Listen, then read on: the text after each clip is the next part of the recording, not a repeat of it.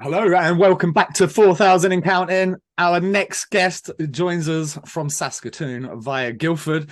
His junior career saw him split his time between not only multiple teams but multiple leagues. He then went on and signed with U Sports with the University of Regina. As I said, he joined the Guildford Flames in the 21-22 season, finished the year out there, came back this summer, is in what is an incredible title race.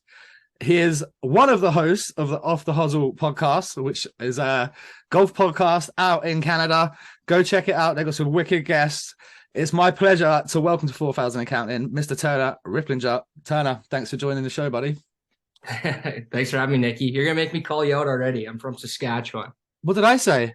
Saskatoon. Fuck. I hate I don't know why I did that. No Absolute pigeon tosser to start. Just pigeon tosser to start the interview. Yeah. I love it. No, I'm from Regina. I hate those Saskatoon pigeons. Yeah, is that the big rivalry, eh? That's like the other major city in Saskatchewan. Yeah. Yeah. Do you guys have like a good friendly like bit of banter going between the towns? I guess you could say. Yeah, there's always like growing up, there's always one good team from Regina and one good team from Saskatoon, and you'd go at it. Yeah. I don't see. This is what happens with my ADHD brain, by the way. When you people wonder at home what my ADHD is like, I read that and then wrote Saskatoon anyway. It didn't even make a difference. My brain already decided for me. It was like it was already writing that because obviously I pulled that off of like Elite Prospects, like where you're from. Well, just like the grown-ups, the movie Saskatchewan, you know. Saskatchewan. That's fucking brilliant.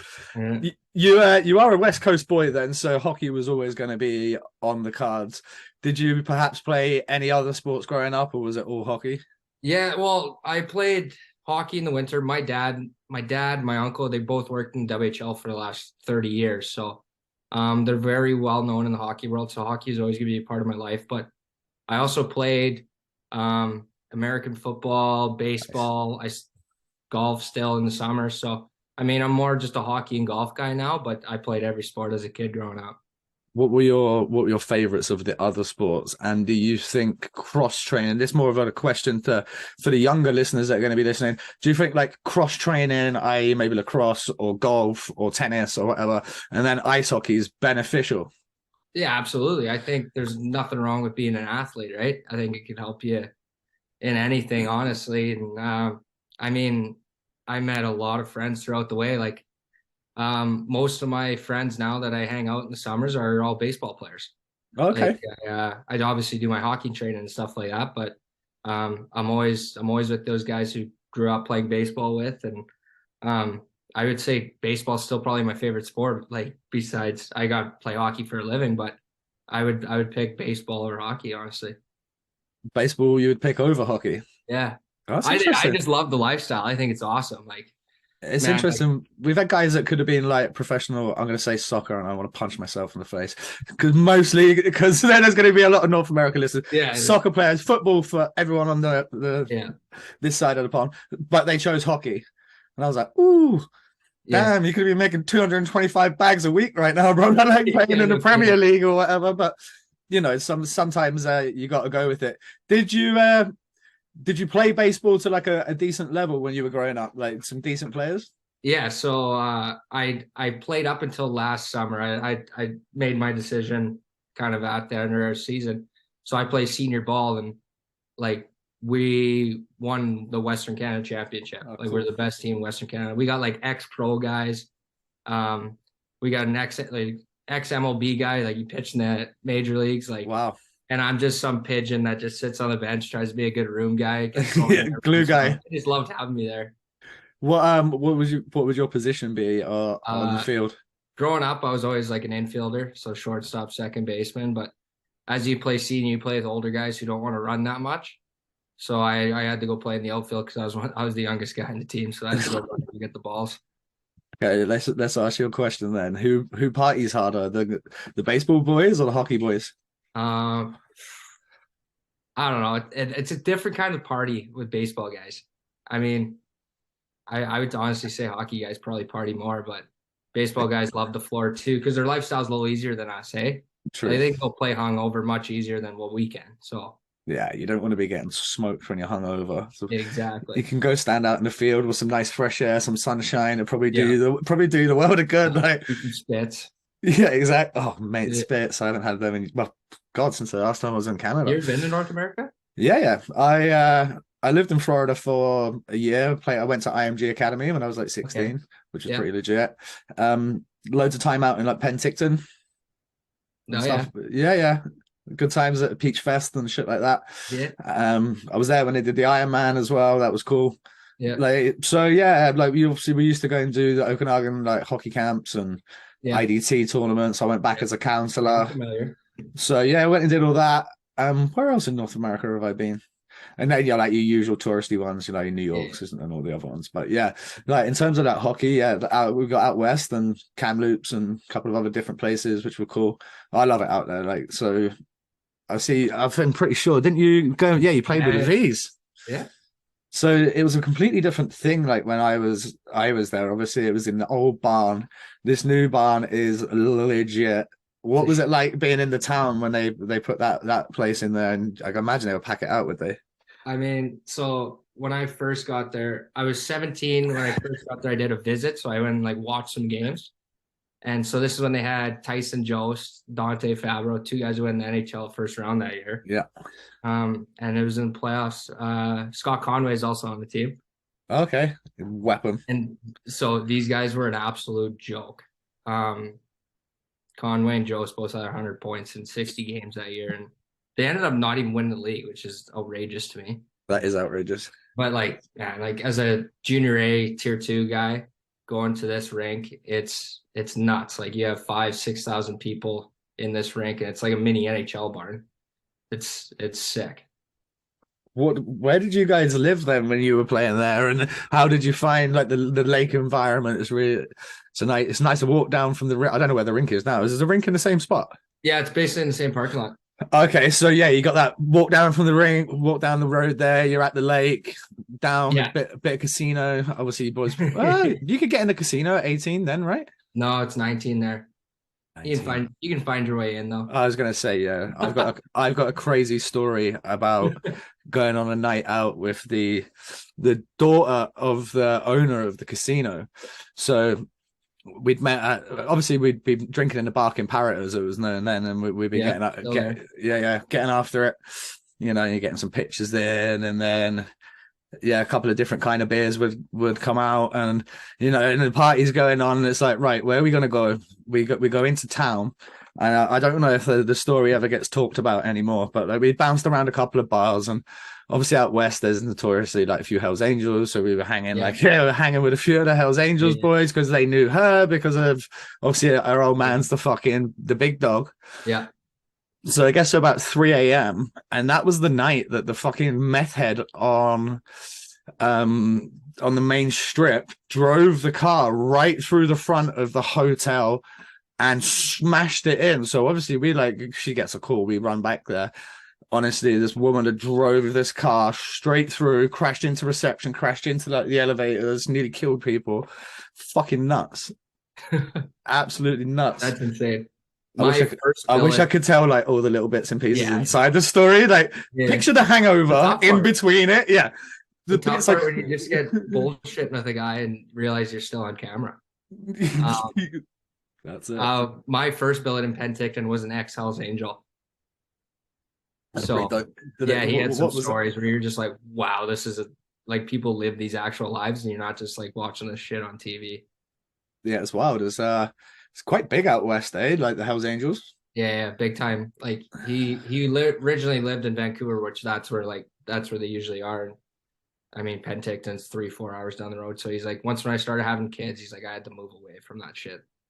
Yeah, that would make sense. Yeah. Quick way to get dead or in jail. Yeah, exactly. So you talked before, like you said, obviously before you went to Penticton, you were playing Tier 2 junior. What made you want to kind of take that step up to that league? Is it something you thought, right, yeah, I've got this? Or did you think, who knows, I want to go and try my hand and see if I'm good enough? Can I take this as far as I can? Well, they recruited me. So nice. It was Christmas the year prior where they have the Max tournament. So it's a big deal with it's like teams from all mostly Canada and North America. But you play in Calgary, and I don't know what it was that week. I just couldn't miss, and I want to say like maybe had 14 points in 4 round robin games, and this Okay, tournament's that's a big deal.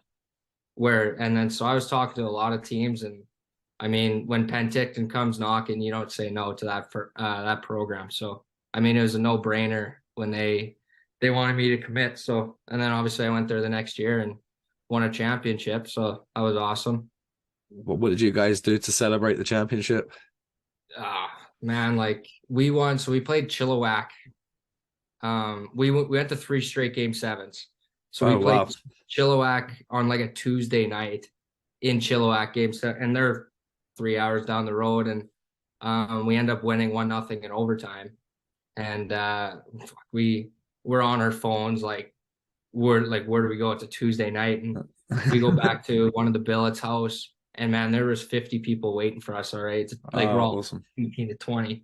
So it's by the time we get home, it's like 1-2 a.m. and 50 people are ready to just party with us. And man, we went nuts for a couple days. But we had we hosted Westerns as well, so we won our league. But we also hosted Westerns, which had Brooks, Cale McCarr, a Saskatchewan team, a Manitoba team, and then Chilliwack, who we just beat. So we had to kind of be tame after a couple days because we had to get ready for this tournament before. And then we moved on from there to nationals. For those that don't know, are the Westerns like the equivalent of the junior, like the second tier junior, kind of like the Mem Cup? Is it similar to that? Yeah, so it's the lower of the Mem Cup. Yeah, it's like the lower version. So you get the winners from the east, the winners from the west, and everyone comes in and kind of beats down. How did you boys do in that tourney? So Westerns. There's 2 buys: the team who wins Westerns, and then the team who comes second. And Brooks won the Westerns, so they got the automatic bid to nationals, and when we came second and we got to go too. So I mean, after a quick turnaround like that, it was tough, but man, we went to war that year. It was nuts. Like, so 3 game 7s, and then had to do that and then go on the nationals. And plus you're playing against Cale McCarr a couple times who just had the puck the whole game. Right. We normally ask a cheesy question at the end, and it's like, who's the best player that you've ever played against? But you've just said you played against Cale McCarr. So unless you played against Connor McDavid, I think we know who the best player you've ever played against seriously. is. He was nuts. Like, he had the puck the whole game. And I don't even think we're scratching the surface with that dude yet either. Yeah, he wasn't even like, so my dad. No, but I mean, like, his talent, like where he is now, I think he's just going to go off the charts even higher. He's a freak. It's just nuts, like how good of skating he is. And like, so when I played against him, my dad's obviously been a scout in the game for 30 years, and he's like taking videos of him, and like he's like, this kid's nuts. But he's like, he always says he never would have thought of how good he is now. Like, he would never took that from when he was watching when we were 17, 18 years old. But he knew he was going to be good. Still think, what is he, like 24? He's my age. 24, turned 25. Yeah. Fucking joke. He's still got, I don't know how high his ceiling is, but if you think of how good guys like Lidstrom were when they were like 35, 36, 37, and like, he's 10 years away from even being there yet. Yeah, he got a Norris, Conn Smythe, and a Stanley Cup all last year. So, and I don't think that would be the last of any of those 3 trophies. Just an absolute weapon. What's some of the other guys you got to compete out there against? I mean, I'm trying to think. Compete against. There was no one too crazy my year. I mean, like, I was teammates with Gabe Bast, who's on Belfast now. Okay, good dude. Yeah. Fuck, I can't even think right now. No one was stupid. Combs. Oh, Charlie Combs played on Dundee last year. Oh, okay, yeah. I played against him, and he had like 60-some tucks that year. Oh, wow. Yeah. Just sniper. He was over a goal per game. Yeah. No one too crazy that year. Seen quite a lot of the guys from out west come over to the UK now. Yeah, big time. I mean, last year we had 5 or 6 SAS guys just on Guildford. So yeah, Guildford do that. They go to the fucking well. Like, when I played for Guildford in the EPL, it was the Slovaks. And it wasn't just like Slovakia as a whole, it was trenchant in Slovakia. Like, it's just one town. Like, we're just going to take all the best guys from there. It seems to be working. And then Guildford just seems to bring that model, because it was like U Sports, right? And they were the first to really take more than one U Sport guy at a time. They went with real young guys. So when you guys are out in, say, U Sports or in the BCHL or leagues in between, is there ever any thought of, hey man, maybe I might end up in Europe playing some hockey, or I'd quite like to go to Europe and play hockey?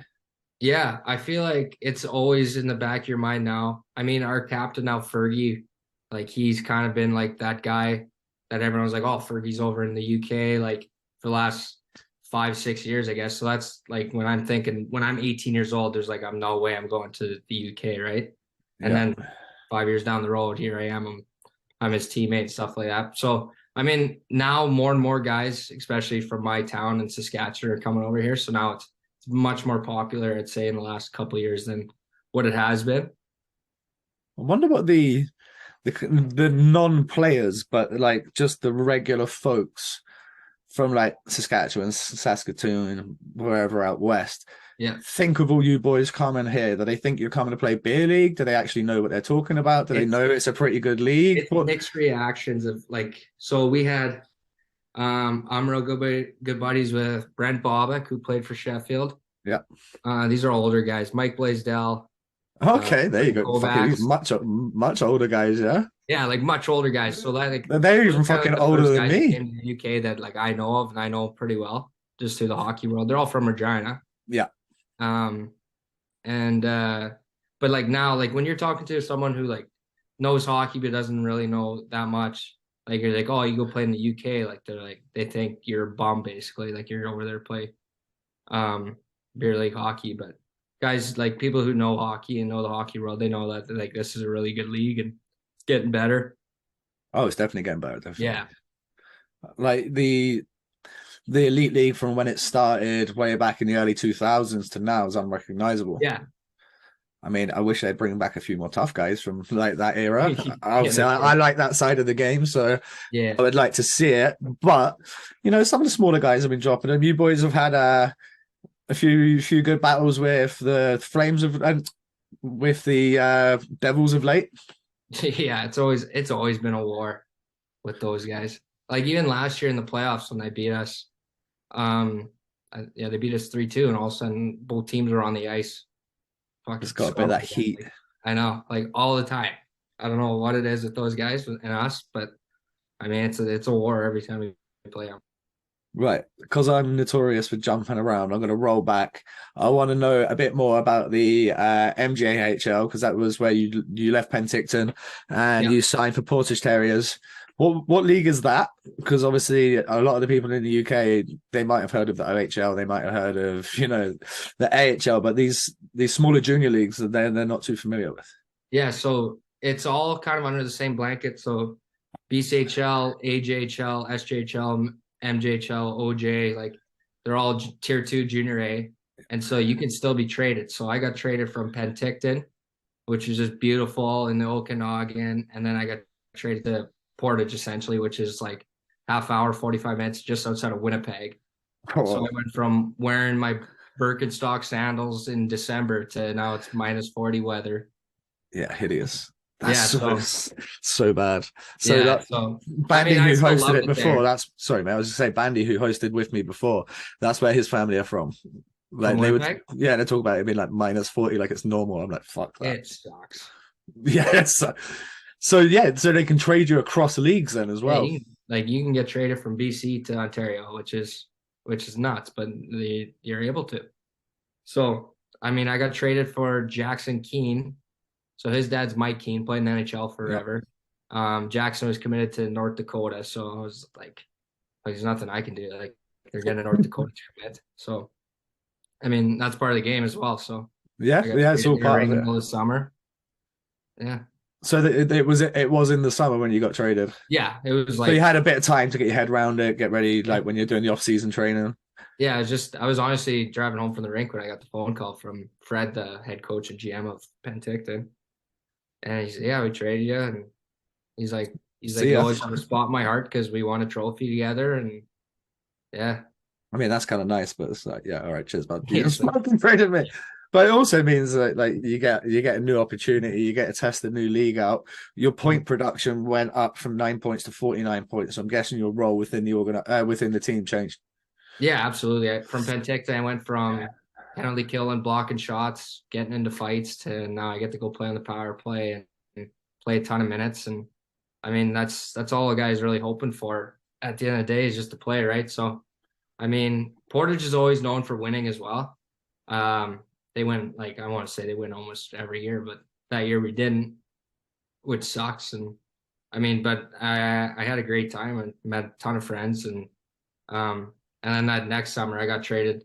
So then the next summer after Portage, I played for Estevan, right? Yeah. And so I originally was I was a part of their organization, which is like 2 hours from my hometown in Saskatchewan. Okay, So, nice. well, growing up, you get listed, it's called. So on your 15th birthday, every team in the SJHL has a shot of like listing you, and then you get to pick from those teams. And at the time, my dad was a scout for them. So no team picked me. So, and because they all knew I was going to pick Estevan. Yeah. And so as a part of their organization for 3 years, played a couple games with them, like get called up or whatever. And then when I was 17, I was in Calgary, and that's when Penticton recruited me. So I was like, see ya. Yeah, I was like, I can't stay with you guys. I'm gonna go play with those guys out west. Yeah, it makes sense. So when you did finally like suit up for that final year before you went off to U Sports, you again point production went up by 10 points over the course of the year. More goal production, goals go up 9 overall. So that sparked your offensive games, like really, really ignited, eh? Yeah, absolutely. That was probably my favorite place out of everywhere, like playing wise and stuff. I had a great billet. I'm still real good buddies with our coach. He got fired a couple years later, but I'm real good buddies with him, Chris Lugan. I mean, we hang out, we go out for he loves his gin, so we go out for drinks in the summer. Good man. Yeah. Yeah, it was a great spot. And I mean, he played me a shit ton, and we had a pretty good year too. We probably underachieved there, but we had a really good year. It's funny how you like the coaches that fucking play you the most, eh? Yeah, our best friends. What a coincidence! What a coincidence! Mm-hmm. Just looking back over, like when you were talking about it there, I was like sort of playing it back in my brain. I was like, yeah, that makes sense. Yeah, Every coach I've had that played me more, I was like, definitely got a lot more respect for those guys. exactly. Well, I still have a lot of respect for Fred out in Penticton. I mean, what he's done with like a junior A program is nuts. But I would say he kind of like taught me what hockey's all about. Like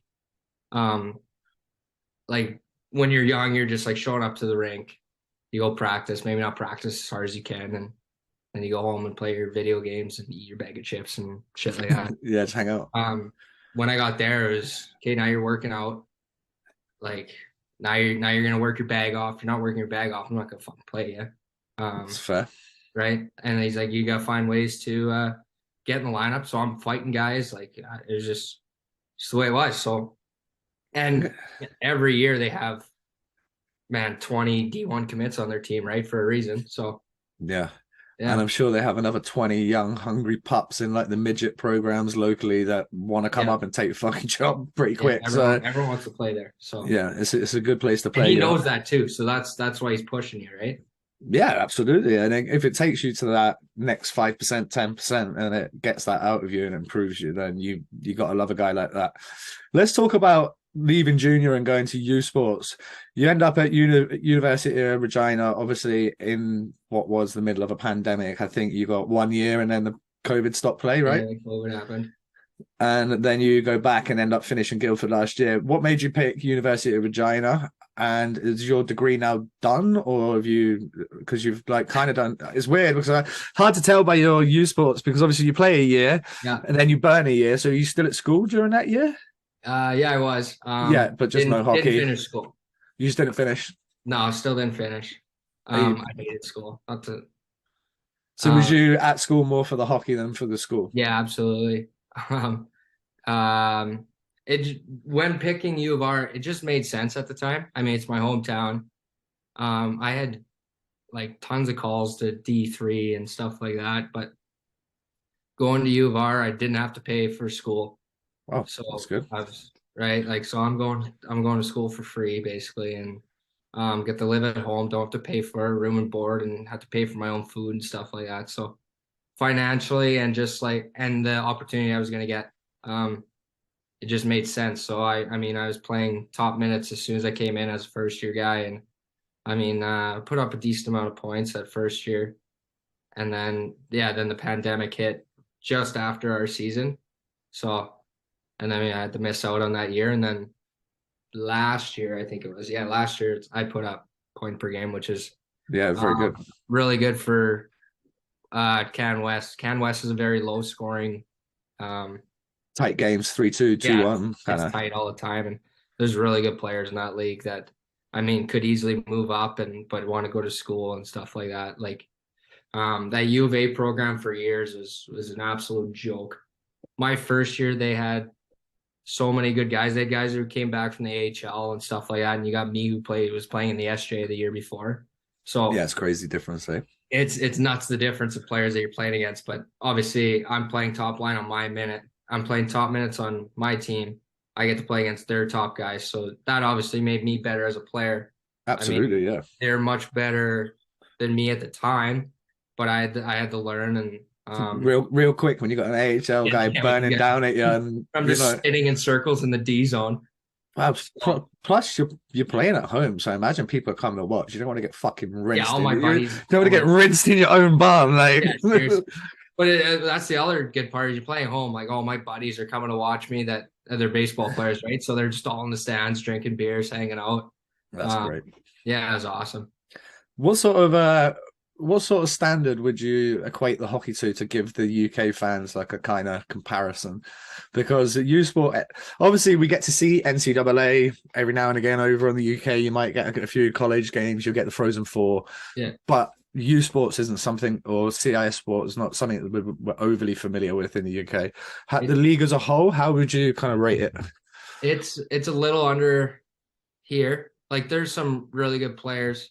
Like guy like the EI we'd mop most of the teams, basically everyone. Like it wouldn't be close, but I mean there's probably some top programs like U of C, U of A. They could compete, but not with the top guys.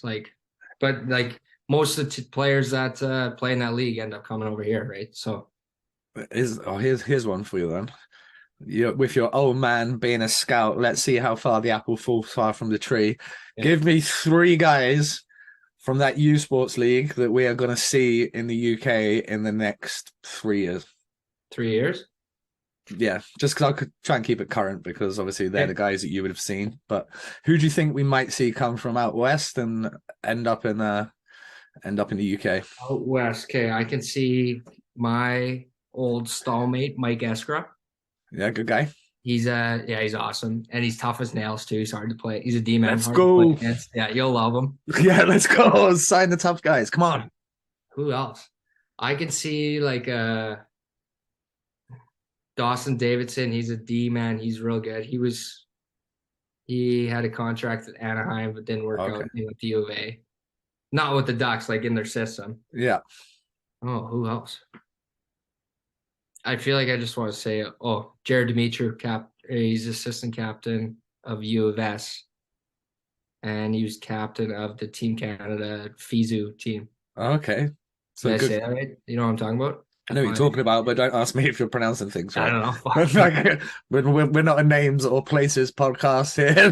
Those are my 3 guesses, all Sass boys. I grew up with them. I don't really talk. I talk to Mike still, but not the other 2 very much anymore. But that'd be my guess. It's interesting to get to hear that kind of take on it, especially with the amount of traffic that's coming from that way. It'd just be interesting to see if we know who's coming next. Let's fast forward to now. Obviously, you leave at the end of that University of Regina experience and head over to Guildford. You finish the season off there. What happened? Did they give you a phone call? Did they go through the mail to get you? How did it happen?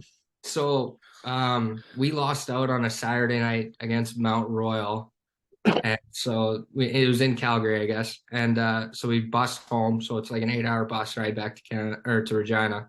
And so I get home at 6 a.m. I wake up to a text from Tristan Fry, who was playing here last year, and we and him were line mates when I was the U of R from years prior. And he's like, "Hey, do you want to come play here? Like, we need an extra guy." So that was Sunday morning at like 10 a.m. Let's go, baby. Back to Yeah, Calgary. Back to Calgary to get on the plane. yeah, literally. And I was like, yeah, I'm in. And I knew like throughout the year, I was getting fed up with school. Like I was struggling. I wasn't doing too well. So I was like, I'm like, I was kind of set on leaving anyways. And it just worked out where Tristan just like sends me a text.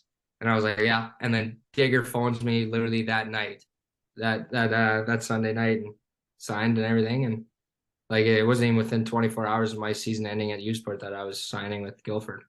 I love that. That's a quick turnaround. Yeah. How long before you were heading to the airport and jumping on a plane and getting over here? I would say like 2 days later, I had to go get my visa. Of course, yeah. So they flew me to Toronto. You get free night Toronto downtown. Have some Oh, fun. okay. That works Wake out. up in the morning, do your visa shit, hop on a plane back home, and just wait for it. And at the time, the visas were coming so slow. Yeah. So I sat there for like 2 weeks. Oh, so you probably could have squeezed in an extra 6 or 7 games if they had speeded your visa up. Yeah, so you just sit at home and wait for your visa. You're just waiting for an email, phone call that your visa is ready to go, and eventually it was. And so once when you get your visa, I was on a plane the next day and just flying here. What was your first thoughts when you were like kind of walked into the Spectrum? I'm going to touch on a couple of controversial things, get your opinion on them in a minute. But obviously, Spectrum's in a leisure centre. The Champions Hockey League have said if you boys win the league, you won't get the space. We'll come back to that. Yeah, because fuck them. But yeah, I mean, like, what bullshit. The Spectrum itself. What's your first thoughts when you walk in there? What do you think of the rink and the changing room and that kind of vibe? I mean, it's kind of like I was kind of like taken back by it, honestly. I mean, like when I was waiting for my visa, I was watching YouTube videos of like highlights and stuff of the game, and I mean, you don't get to see like the actual rec center. You're seeing the ice hockey part. But I mean, I recognize the big ice. It's not very popular back home, and I mean, it's not a traditional professional hockey rink either. I'd say, like compared to what I'm used to back in North America. So I mean, like I wasn't like this is shitty or anything, but I was like, this is much different, and I know what I was comparing it to. I mean, we always call it the specky bounces. Like you always get some wild bounces off boards and the glass and stuff like that. So I don't know, you get used to it and you deal with it. It's part of the game, right? Yeah, absolutely. Plus, I think the thing with the rinks, and they're talking about that, and we'll go into the Champions Hockey League thing now. They've said like the rink's not acceptable; it's in a leisure centre, etc. Realistically, if you're a player from the home team or the away team, you would never fucking know. You drive underneath, you go in the back door, you walk down the tunnel, you're in the locker room, you put your kit on, you go out on the ice. Yeah. If you're from Frölunda, you would never know there was a fucking swimming pool in there. You'd have no reason to like. You would never know there's like a bar burrito or whatever. You drive around the back. You get off the bus. You go underneath. You're straight in a locker room. Yeah, it makes no sense to me. Is that something that's been talked about in the camp? Because obviously you are in a title race. And the prospect of winning the title and qualifying for the Champions Hockey League would be fantastic for a club of Guildford's size. Yeah. We still talk about it, but I mean, there's nothing really what we can do. And we kind of like joked about it all year, and you can kind of see it on the Twitter comments that like they won't let us because we play in this leisure center. And it's shitty, but we weren't given a heads up at all by Champions League. Like they didn't just the press release. Yeah, it was literally press release, can't play. Like they never said that we don't have this, you gotta do this. And how do they know that we can't go play at another Cardiff venue? or whatever, yeah. Like we're a half hour from London. I'm pretty sure we can find an arena that can put ice in there. To make it work in the UK, like I guess being near London, but there's not really any facilities that would do it. They are building a dual pad one in Lee Valley. I don't know when the final date is, but I believe it'll be before the start of next season. So that could have been a potential. And I mean, just with logistics, I would have probably said straight down the M4 to Guildford, from Guildford to Cardiff. Yeah. It's like 85, 90 miles, maybe 100 if pushing it. Like not that bad. To keep the league and to keep them in the Champions Hockey League, I'm sure Cardiff would have bounced because it's going to come round that whoever wins going forward, we want to keep those spaces. It was almost very near that the Elite League didn't get a space in the Champions Hockey League at all. Yeah, we knew about that too as well. But I mean, yeah, it's shitty, and they almost like talk down to Guildford where we're in a title race where they have these big arenas like Cardiff, Belfast, Sheffield, like they all can go, but we're right there with them, right? So I mean, at the end of the day, it should be about the hockey and the product that they put on the ice, but I mean, they got other ideas in their head. Good team that wins the most fucking games. It's pretty simple. It's pretty simple. Like you call it the Champions Hockey League. Well, it ought to be the Champions. It does. I get it. They probably want nice aesthetical, like TPS Tapia in Finland. They probably want a 9,000 seat barn fucking round in Frölunda or whatever. Looks great for TV, but that's neither here nor there. We need the guys that deserve it. And imagine you boys, you battle all year, and it comes to negotiating time, and you've won a title, and then Digger's like, yeah, great job, but we're not going to get to play in the Champions League because of the rink.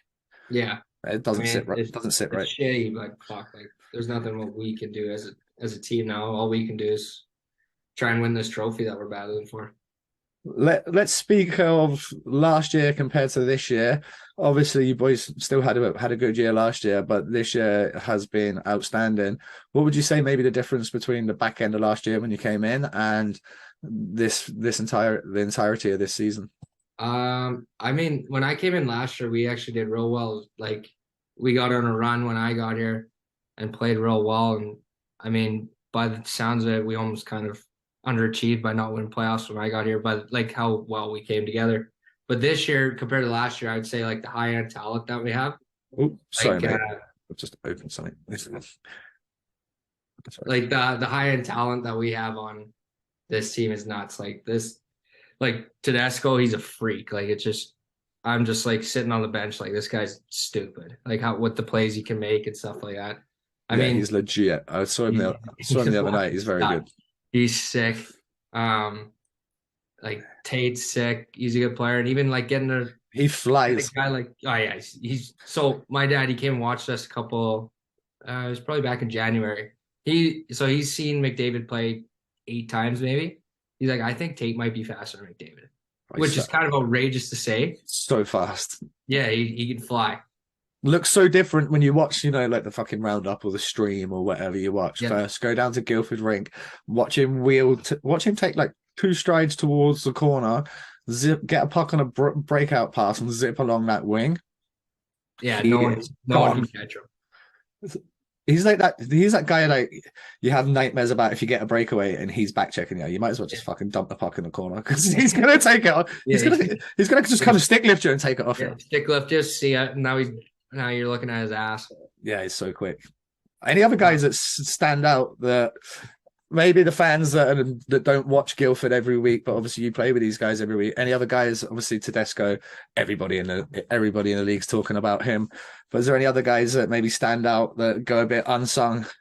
I would say Klimek. He's a D-man. Even Klimek, Krokok, like these guys, they work so hard. I think that's a big part of us too.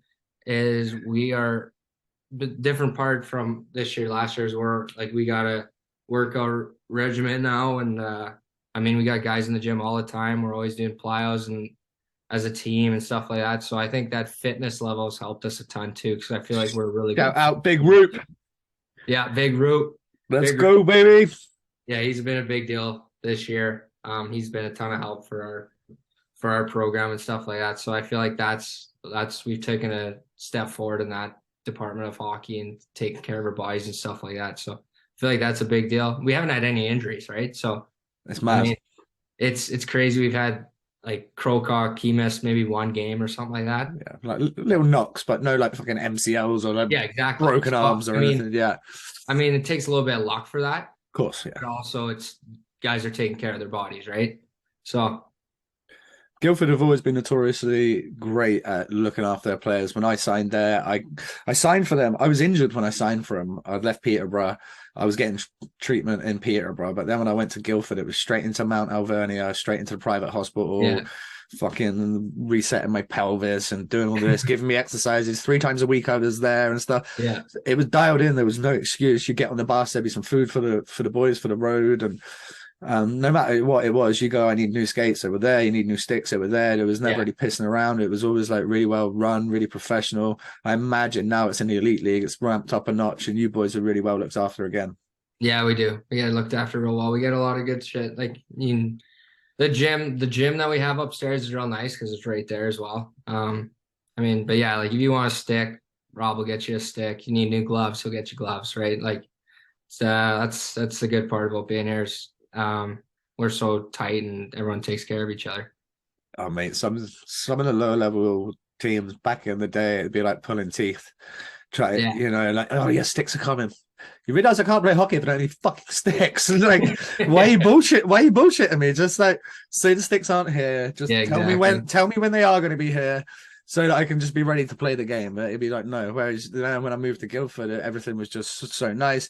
And then their kind of mantra then was, we don't want you to have anything to worry about. You just come and play the games, and you can't then bitch, be like, I don't have sticks, my skates haven't been sharp and whatever. Everything's looked after, really professional, good organization in that sense. What was your first take on playing with the British boys? Because that's pretty different, right? When you jump in and you got a bunch of British lads on the roster. Yeah, my first thought was they're not as shitty as everyone's been saying. Yeah. I'm kidding. Mate, people talk about it, but I know. Some good players. That's kind of just like the joke you just say, right? Yeah, right. Yeah. No, like I got what I totally expected, honestly. Like, I never wanted to overlook anyone coming here. Like, they get to play in the World Championships against the best guys in the world, right? So you're going to play against good players. And just like how I had the DAP when I first got to university, playing against guys who are like, you play with or against good guys, you're going to become good eventually, right? Just brings that level up, doesn't it? Yeah, exactly. Yeah, you play with this year a couple of Brits, friends of the show. Both Owen Griffiths, we had him on last week, and Ben O'Connor, who's like the all-time, I think, leading podcast interview on 4,000 and counting. We've had some great stories from him. What's it like playing with those boys down in Guildford? I'm sat right between Griff and Lacko. Okay. I get those two donkeys on my wing, and so I get the British banter there, and then me and Benny are real good buddies now. So my nickname from the boys now is BJ, Ben Jr., because me and Ben are always doing something together, and we act very similar. So that's kind of, I love the Brits. I feel like I have the same humor as you guys. You guys are all fucked up, so yeah. Yeah. But I enjoy it. It's awesome. I love that, because that's what I think when you speak to the Canadians that come over and they've got no idea what to expect, and then I don't know, you walk into that's Petgrave from Sheffield this year. Yeah. You walk in, you got fucking Davy Phillips running around the changing room. Like, that's a character guy. That's a proper glue guy. You must be like, what the fuck is going on? Yeah. Just like crazy breed of individuals. You boys play a bit of golf for fun down there in Guildford? We do. We play quite a bit. I feel like Mondays are off, so when it's nice out, I feel like there's 4 to 8 boys always golfing together and stuff like that. We had a team golf day 3 weeks ago now. That was fun. Who won? I'm trying to think of the team. Kyle Locke, Ian McNulty, Taz Berman. I think we play scramble. Oh, okay. So there's 7 teams or whatever, 3 guys, and I think that's who won. Yeah. Few pops on the way around? Oh yeah, a few pops that day. Yeah, nice. What track do you boys play at? Or do you play at different ones? We're all over the place. I feel like Silvermere is a very popular one with us that we play a lot. Holbridge, the Guildford Country Club, we're all over there. Actually, you boys getting any deals or what? Yeah, not really. Someone's got to get. Let's go. Let's get these boys a golf deal. Come on. Yeah, someone's got to be a friend with a golf pro around here. Like, we got to figure something out. Right. I mean, If you are listening on a Facebook group, I'm going to shout you out because you do share the 4,000 and counting stuff. I actually shout out to Guildford Flames getting involved and retweeting the Owen Griffiths episode and stuff like that. It's a great thing when the clubs do get involved, yeah, but the fans definitely get involved. So those on the Flames Facebook Barmy Army, I know some of you guys are going to golf. Hit me or turn out a message. Let us know what courses you're going at. Maybe we'll look at doing the next 4,000 and counting event there. It could be great for your local club. Loads of guys turning up, make some money on the day. Like, why not? yeah. So actually, so like we always golf at like decent courses here, Yeah, and I'm a member back home at the Royal Regina. So they have a reciprocal program where you can golf at Royal courses all over the world for free. no shit. So there's a place called Royal Liverpool, Yes, I've and heard of they're hosting the it. Open or whatever. I just emailed our administration back at my club to see if they got any tee times for us in I think 2 weeks. I think the Monday off. I think I asked for that date, so we'll see here if I get the golf at the Royal Liverpool here. That'd be amazing. Maybe sick. Royal Troon is of course up there in Scotland, right in the Yeah, Ayrshire. yeah. Bit of links golf. That's a nice reciprocal, by the way. Oh yeah, yeah. It's a good deal. What's Royal Liverpool? That's like probably 280 quid around. 265, I think it is. That's not a bad guess off the top of my Yeah, head. I'll take that'd that. be a, that'd be a dent in the old wallet. Yeah, yeah. But you know what? When you get to play a course like that, you almost go, that's worth it. As Yeah, long as you, seriously. as long as you're not 5 off the tee on the first, Yeah. just ruin your whole day. Yeah. Let's get into some of the golf stuff, and then we'll finish up with a little bit of like how you see the season going. Obviously, I touched on the intro off the hosel is a podcast that you're a part of, golf, bit of hockey guys on there. How did that come about? How did it come about that you became a part of it? And we'll touch on some more stuff when you answer that. So the host, we call him Drew Kosher, he originally started it, and he started it right before COVID, like literally a week before. So maybe it's bad luck. He started it with his phone sitting on his countertop and him talking to a buddy who plays college golf, and they were just bullshitting and stuff like that. And then he eventually got a soundboard and some mics and stuff like that. And I didn't join until maybe a year and a half later, where he asked me to have. So my best friend, he was drafted by the Canucks. He got picked by Seattle in the expansion draft, Cole Lind. Yep. And so he's in Palm Springs now on their AHL team. But so he wanted me to ask Cole to see if he'd come on. So I did. And he's like, hey, it's only just me and him. Do you want to jump on too? And I was like, yeah, sure. So I jump on and I'm asking him questions and we're just bullshitting and stuff like that. And he's like, fuck, you're like pretty good at this. Like you're just good at shooting the shit. Cause that's usually what it is, right? You're just They're the best episodes. literally, you're just talking with guys, especially if you know them, it makes it even better. And then he's like, yeah, would you like to come on full time? I'm like, fuck, if I get my free TaylorMade set, yeah, I'm in. Let's go. Save you a few G's right there. Yeah, jumped on and man, we got to talk some cool guys, like some really good NHLers and legends in the NHL. So, I mean, it's been a good time. You get to meet cool people along the way, right? So did am I right in thinking you boys had Jans on? yeah, we had Jans on. How was that? He's one of the fun, like I funny laughed the whole fucking time. He's so funny. So funny. Tim Stapleton is one of the funniest So guys. funny as well. Kevin Hayes' brother, we had Jimmy on before. Okay. Yeah, Jimmy's passed away now. But fuck, dude, he's probably been my favorite guest so far. He's just such a good dude. And he was funny too. He's just such a good dude. I mean, like, we had such a good relationship. We were texting him all the time after interview with him. And he lived down in Boston. And we were gonna go visit him in Boston. Like he's like, his dad sold tickets to the Red Sox. Okay. Baseball. So he's like, fuck boys, you find a way down here, I'll take care of you. And he's like, we'll go watch baseball games, go golfing, we'll do whatever. So it's a shame what happened to him. yeah, exactly. It sucks. But man, he was awesome. The baseball connection just comes back to you, eh? You love baseball. Yeah, I know. So I've only ever been to one baseball game. We went out and watched the New York Mets when we was in New York. Yeah. It's all right. Beers are a bit too pricey for my liking. It's expensive. I was like $26 for 2 beers. I was like, fuck. Yeah. I mean, baseball's a tough sport to watch if you don't really get what's going on.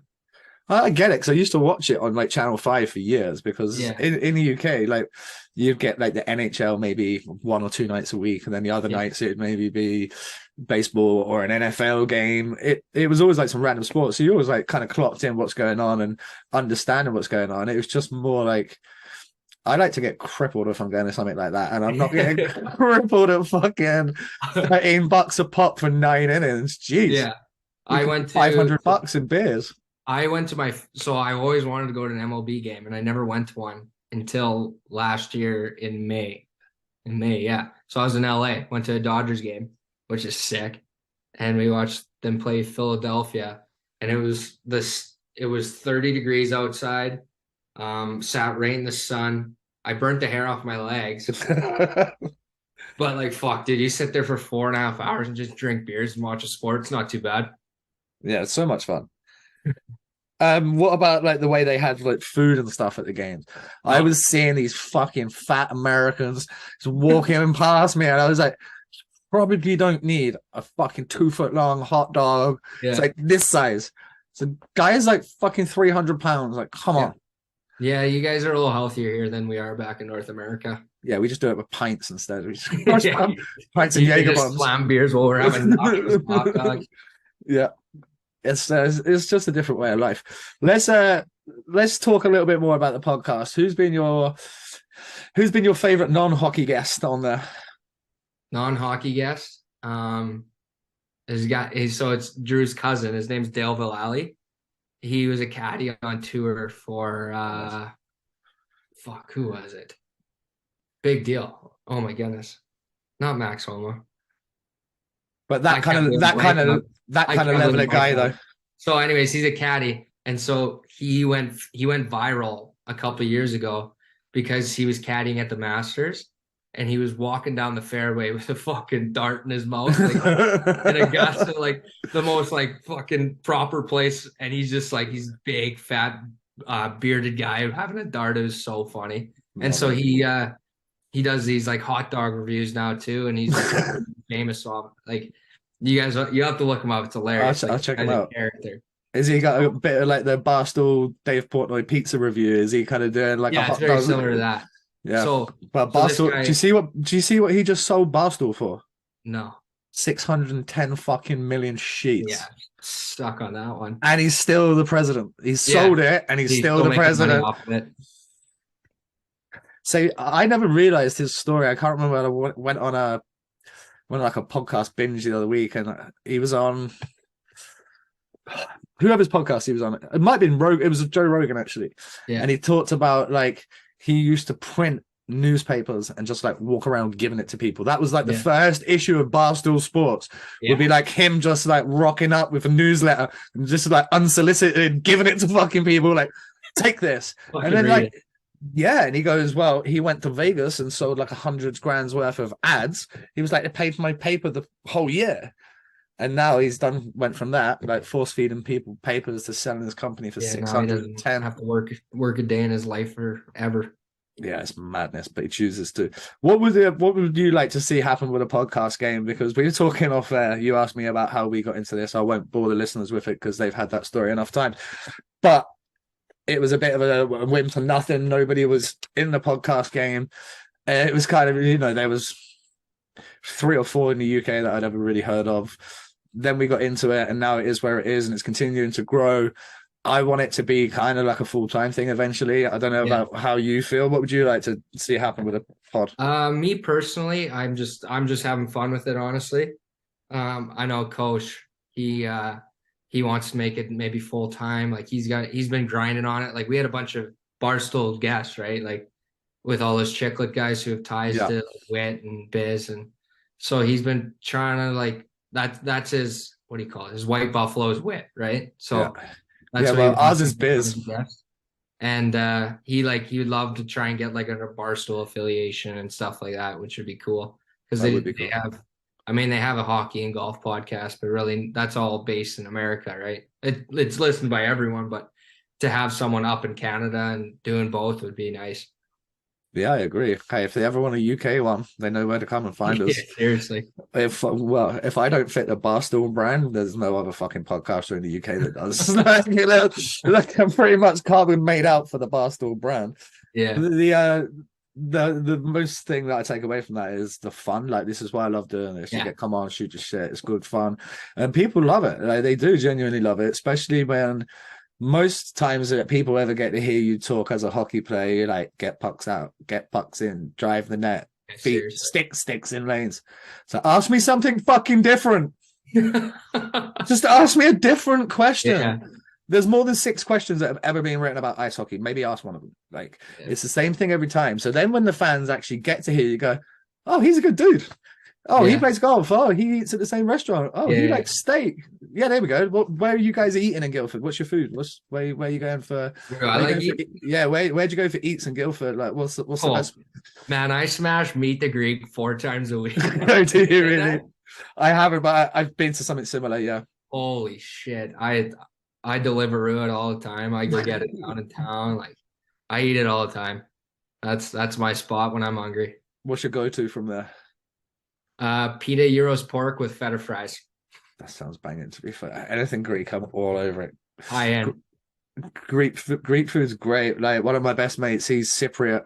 He's got a restaurant. He doesn't do that, but like, he doesn't do his Cypriot food at the restaurant. But if you go to his house for dinner, that's what he brings out, and you're like, oh, and he literally lives like 3 seconds from my house. It's perfect. Yeah. What about beers? Where do you boys like to like have beers? Anywhere decent in town to go check out? King's Head. Is that just a local? Is it? Yeah, local. I mean, I'm pretty good buddies with the owner now. Oh, sure. Attaboy. Yeah. I mean, like I feel like I feel like I'm first name basis with a lot of bartenders here, but like I don't like go out and I'm there all the time. It just like you just start bullshitting. Like obviously the accent helps. I get a Yeah, 'cause they super want to get to know you. right. So you just bullshit with them. Remember their name. That's a big thing. And so next time you see him, you say hi, and fuck, all of a sudden they're handing you a free pint, and I mean now they're introducing you to another bartender and stuff like that. So, I mean, Have those guys come down and check out any of the Flames games or anything this year? Yeah, Yeah, absolutely. so it swings and roundabouts, right? Yeah, I mean, I got a bouncer from Popperell. I got him some tickets the other night. Oh, did you? Yeah. Love that. Yeah, Hey, it's not what you know, it's who you know. yeah, exactly. And that's Exactly. It's all about who you know. that's what it's all about. It sounds like you boys have a good time in Guildford. Do you think that's a big part of where you guys are, where you are, for the fact that you've got this good setup, you've got this good camaraderie? Yeah, I feel like having fun's a big part of it. Like, I mean, being tired away from the rink, which drinking beers together that helps, right? So, I mean, we love to have fun, but at the end of the day, we show up to work the next day, right? So, I mean, that's the big thing is, man, you can that's Digger too. Diggers, fuck boys, go have your fun. Just make sure you're ready to work and be in the gym and be ready to go on the ice the next day, right? So, The season running as it stands, you boys are a couple of points back on the Belfast Giants. You've got a run-in that sees you play against them as well. The standings, let's get the actual the standings right now. So you're 5 points back with a game in hand. Then I believe it's 6 or 8 games remaining after that. we got 6. Do you know what? I've got it on here. I've got it on my laptop, but when I pull it up, it then starts playing noise. So who did you just have at the weekend? Just gone? We just had Sheffield was our last game. Sheffield was right. Let's have a look. So just pulling it up. Sorry if you hear noise here. Dundee, Sheffield. So by my reckoning, then you are away in Sheffield. Oh, no, sorry, away in Sheffield. Home to Glasgow, home to Dundee, home to Fife. So I'm expecting 6 points there. You then have Sheffield away once. Is that right? Yeah. And then Coventry Blaze, who are a fucking wagon right now. Yeah. Dundee Stars, and then the last game in Belfast. How do you see it? How do you see it going? Can you boys catch Belfast? And do you see it going down to that last game against them? Honestly, yeah, I think we've been saying that for months now. We're like, this second last game of the season, it's going to be in Belfast. Whoever wins that game is going to win the league. Like, we've been saying that for a while now. I think we can do it. I think we got to win out personally to have a shot. but we also need some help. Like I know Belfast is got a tough schedule. They play Sheffield, Cardiff a couple times, right? So I mean, those guys that we hate over at Cardiff, we need your help at the same time. But then I equally, mean, they're like, in the running still too. So yeah, they're we on got a week 69 away. points. Sheffield are on 70 points as Yeah, like well. it's nuts. It is really nuts. And obviously, there's going to be 4 teams that end up making it to Nottingham after they're all said and done. So, as it stands right now, whether you finish, well, first, second, third, you're either going to get like Panthers, Storm, or Clan. There's going to be lots of interesting matchups. And realistically, I don't think the teams that finish top 4 will all go to Nottingham this year. Do you I know? agree. Do you know why? Why? Because I think Coventry Blaze are going. Yeah. In the last 6-7 games, they've beat Belfast, they've beat Cardiff, they've beat Guildford, Yeah. they've They got beat this new Sheffield goalie who twice. just like doesn't let pucks in. So I was at that game last week, and I stood behind the net for 2 of the periods that he was in that end. Yeah. He is money. Yeah. Money. Then obviously I went and looked at his stats. World Championship goalie with Hungary, amazing stats in the Extraliga. Guy seems to win wherever he goes. Yeah. Doesn't get flustered. You guys had a lot of shots from the outside that night. You know, some good rebounds here and there, but nothing that really like troubled him so much. What do you think? Obviously, you didn't play in the game, so you were watching from the same end of the arena I was. Yeah. What do you think went on? Because you boys just weren't at the races in terms of you're in a title fight and a Wednesday night game at home, and I don't know if I want to be unfair to say you didn't look up for it, but you should have been better than what you were. No, I think we did lack energy that day. From what I know on the bench, we were super flat. Like no one was up and cheering when guy gets a block shot or a big hit or something like that. So from what I know, and yeah, we were just flat, like no energy or anything like that. And I mean, just when you're not up for a game, like it's hard to win. And with us, I wouldn't say we're a super skilled team.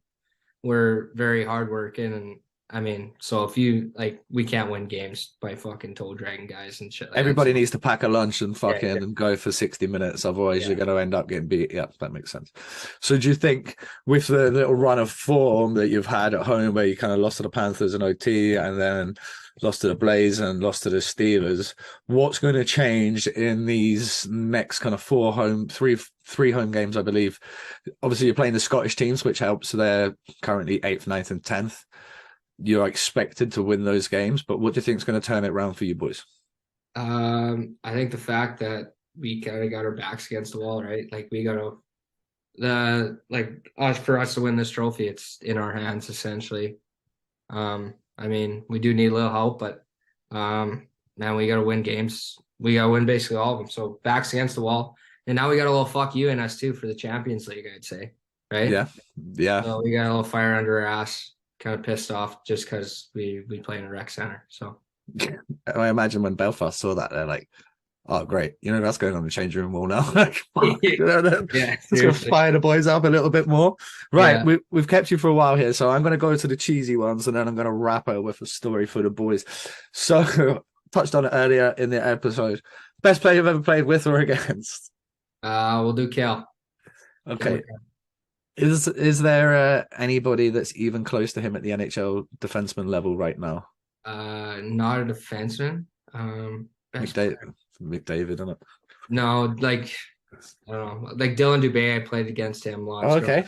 He's a good player. He plays for Calgary. Yeah, decent. What about the toughest guy you've either played with or against? Toughest guy.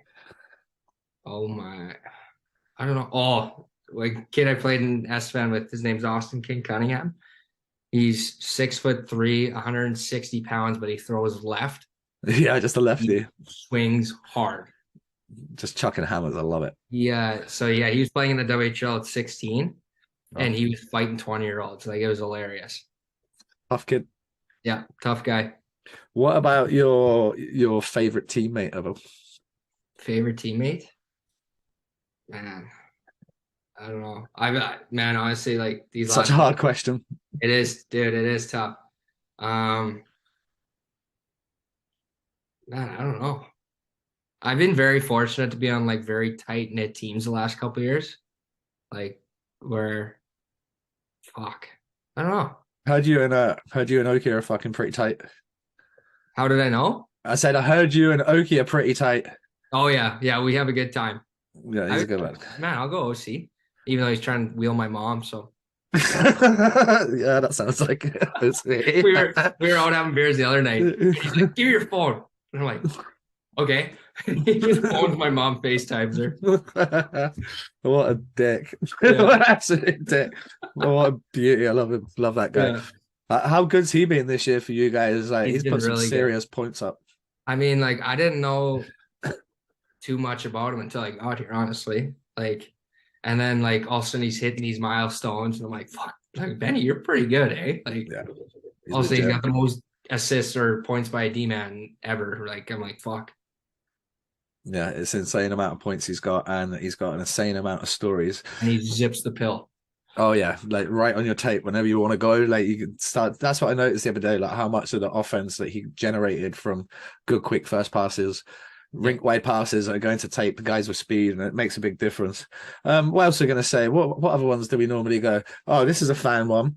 If you were building a NHL franchise and you had to build it around one player, either past, current, whenever, who would it be? McDavid. Yeah, cool. Yeah. He's the best player ever. Yeah, he's pretty legit. It's funny the though, old like guys who are watching hockey are going to say Gretter, but yeah, I would say yeah. So when I did it, it was based on this season. I said Vasilevsky.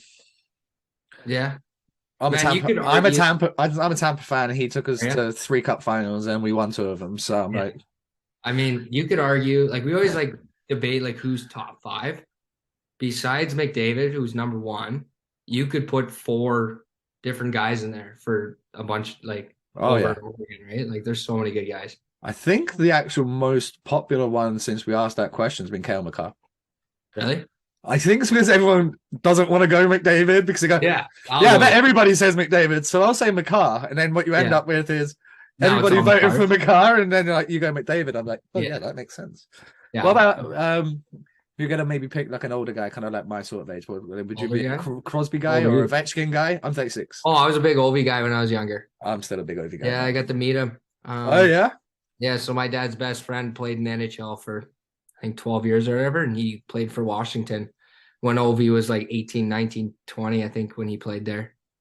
So this guy's name's Jamie Heward. So he's famous for getting Mike Modano's skate to his face. Oh, okay. Was that him? From his nose to his cheek. And then his last season in NHL, Ovi knocked him out, hit him from behind. He played for Tampa. That's what happened. Yeah. Yeah, you probably go find it. Yeah, I'll have to go back through the archives.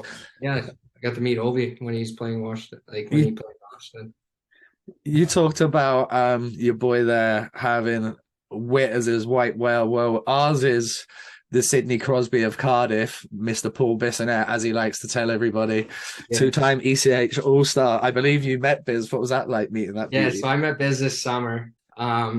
He was doing like it was a West Coast tour or whatever. Yeah. He was stopping in cities and stuff like that. And he stopped at a bar in Regina. And we were there and we got to meet him. He sat down. The host, he was pumping my tires saying he played in I play over in the UK, like against Cardiff. And Biz kind of looked at me like, yeah, in school. Like I'm like, no, Biz, the league's gotten better since you've left. Like I know you're a stud there, but he kind of looked like I was a shitty hockey player. And it's probably because he's never had a fucking point per game in his life, and then he came to the UK and played like 18 games and like 25 points or something. Yeah. So we're bullshitting with him there, but he also had to like go around and talk to other people because it's Biz. Yeah. And Pasha, his best friend, he's like the camera guy. Yeah, no, I yelled at him like, "Hey, Posh," and he's just like, he like looks and he's like, "Why is some guy yelling at me?" And I started bullshitting with him, and I was like, "Where are you guys off to tomorrow?" And he's like, "Oh, we're in Edmonton." And I was actually going to Edmonton the next day too, and because they had the World Juniors at the time, and I had to go meet with a couple of guys with an agency, and they gave me tickets to World Juniors, and I just had to go meet them for a little bit. And So I was like, he's like, are you familiar with Edmonton? I'm like, yeah, like I know quite a good spots. And Posh was like, here, I'm gonna give you my number. I'll send you a text when we're done doing our thing in Edmonton. I'll see where you're at the bars. So sure as shit, it's the next night. I'm with my buddy and I get a text from an unknown number. It's, hey Posh, we're with all the Chicklets guys. Like, where are you at right now? And where was I? I was at the Pint, and I was like, oh, I'm at the Pint with a couple guys. And he's like, yeah, yeah. So literally all these Chicklet guys showed up. So it was Biz, Rick from Red Deer, like the memes guy. So I got Oh, to meet all really? these guys. You got to meet And like memes. I literally like hung out with these guys all night. Like so they're like fuck, and then we had a great time. Like the Pint was buzzing that night after Canada shit kicked Czech or whatever, and it was a good time. Love that. What a good story. Yeah. Right. We'd like to finish with a story for the boys. I don't know if you have one if that was the one you were keeping or if you got any more in the Oh, tank. I'll do an EI story. So I think this is like my fifth game. And this is when we flew to Belfast and our shit didn't show up, our equipment. Oh, brutal. You remember that last year? Yeah, yeah. I forgot about that, but yeah. So we had like 12 guys. Stuff did show up. Mine was one. And but we're like, there's no way we could play. Like we don't have our sticks. We don't have any of our shit. And so we're like texting to the group chat. We're waiting because the games keep on again like push back, seeing if our shit's gonna show up. And then Digger goes, hey boys, like I don't think it's gonna happen. Like we're not gonna play. So me, Griff, I don't know, maybe other couple guys. There's Nando's right beside our hotel. So like, okay, we'll go grab a bite to eat. So I get chicken breast, some mashed potatoes. I'm drinking a beer, and Digger texts our group chat again. Hey, game's gone. We Let's got go. goalie equipment. Our goalie equipment showed up, so we're gonna go. And we're like, are you kidding? So I just slammed Nando's. I have a beer in my system. Now I'm walking to drink to go play a game. I'm like, I can't believe this is professional hockey right now. What I'm doing, my fourth or fifth game. And then fast forward to this year. Now we're in Belfast again, and there's a voice crack. And I wasn't playing again that day. So I'm out with the other scratches having a beer before we go watch our game. And now I'm talking to two girls because we like there was packs, so we like had to sit with someone. So I'm talking to these two girls, and this one girl's like, "Oh, I've only been to one hockey game. You guys call professional? Like, I went to this one hockey game, and the key team's gear didn't show up. And I'm like, what are the fucking odds of that?" I was like, "Oh, that's Yeah, so, we was there. yeah." I was like, "Yeah, that happened to me." So the odds of that happening, where I go talk to these girls a full year later, it's pretty crazy. How good of a spot's Belfast? That's nuts. I can't believe it. Such a good time. It is a good spot after a game. Oh, Yeah. oh yeah. I think all the guys are like wifed up and married up and everything now. But if you're a single guy that living there, you'd have Yeah. a really good I feel time. like even like in Scotland, I feel like every girl's good looking up north. I don't know why. And I don't know, it's just like they have so much fun there, like the live bands and at the bars and stuff. It's awesome. Yeah, such a good way of Tell you what, life. the plane ride home though sucks the next morning. Oh, that's moody. I've got so I played with a guy called Blake Sorensen. He when we was in the Elite League actually, Basingstoke, and he'd worked on like the stock exchange the year before, so it made some fucking cake when before he even come over here. And like I was a young guy, I was 17, wasn't making any money, you know, it's like so he'd look after you with pints and fucking make sure you were good. But and then we'd be on the plane. Yeah, plane on the way back from hey, Benny's made fucking enough money for everybody.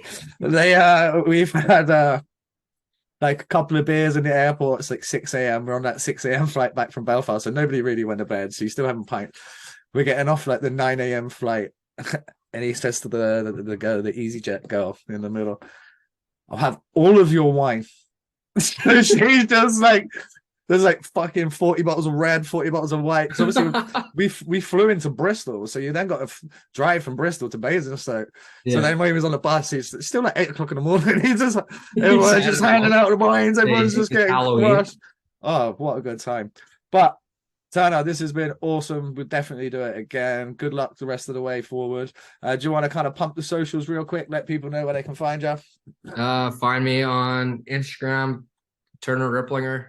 I don't know. Yeah, that's Off the basically all I hosel. can. Check it out. Off the hosel. Yeah, if you go find me on Instagram, you'll find my off the hosel in my bio of my Insta. So, I mean, check it out. I mean, we haven't been too active lately, but we're more Summer busier in the pod. summer putting out content and stuff like that. So, I mean, we have great guests. We have a lot of like ex NHLers, current NHLers, guys who are on the PGA tour. If you're into that, so yeah, give her a listen. And thanks, Nikki, for having me on. This was awesome. Mate, anytime. Guys, make sure you're following 4,000 and counting. Subscribe to our YouTube. Check out our jersey sale, which is on our social media now. Grab yourself a jersey, grab yourself a game more, and grab yourself a hoodie. Help support the pod.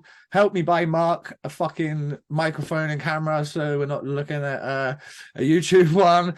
Like basically we'll get a better YouTube. We're going to get more in-person content throughout the summer. We're going to be at Nottingham. We're going to be there for the World Champs. But yeah, guys, please do follow. I hope you enjoyed this. Peace.